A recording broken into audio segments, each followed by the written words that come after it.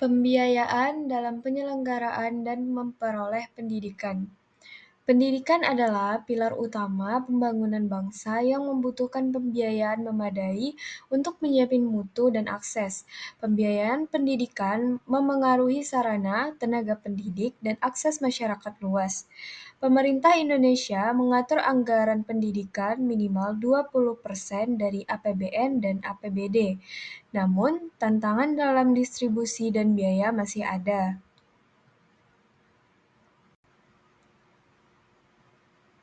Pengertian dan sumber pembiayaan pendidikan.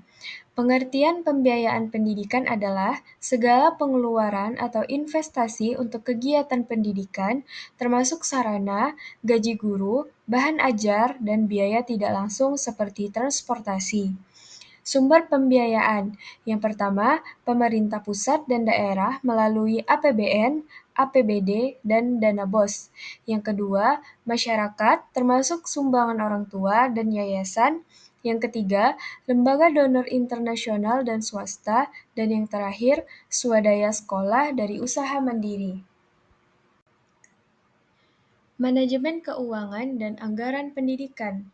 Yang pertama, manajemen keuangan pendidikan meliputi perencanaan, pengorganisasian, pelaksanaan, pengawasan, dan pertanggungjawaban keuangan untuk mencapai tujuan pendidikan secara efektif dan efisien. Yang kedua, ada perencanaan anggaran menentukan tujuan, prioritas, dan alternatif anggaran dengan prinsip hemat, terarah, dan tidak keluar dari kebutuhan belajar mengajar. Yang ketiga, ada prinsip pengelolaan. Penggunaan dana harus sesuai kebutuhan dan terkontrol agar mendukung proses pendidikan secara optimal. Objek dan jenis biaya pendidikan. Biaya personal dan ekstrakurikuler. Uang sekolah, buku, seragam, transportasi, dan uang saku. Biaya ekstrakurikuler yang bisa menjadi beban keluarga ekonomi rendah. Biaya operasional dan investasi. Gaji guru, pembelian alat ajar, pemeliharaan fasilitas, pembangunan gedung, pengadaan teknologi pendidikan. Biaya pengembangan dan administratif. Pelatihan guru, seminar, beasiswa, biaya rapat, honor panitia, dokumentasi, dan sistem informasi. Informasi manajemen biaya dalam pendidikan. Yang pertama, tujuan informasi biaya.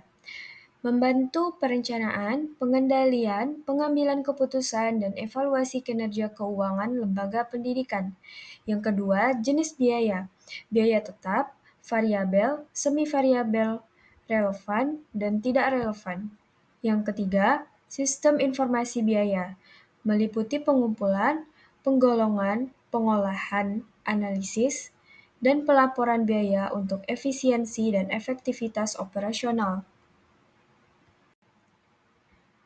Pemicu biaya dan tantangan pembiayaan pendidikan. Faktor pemicu biaya. Yang pertama, perubahan kurikulum, teknologi, pelatihan guru, inflasi.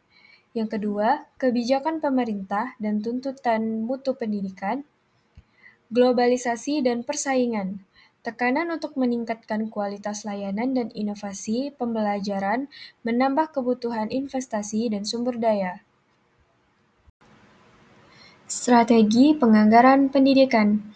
Yang pertama, line item budgeting. Penganggaran berdasarkan pos pengeluaran dan kontrol administratif. Yang kedua, performance budgeting.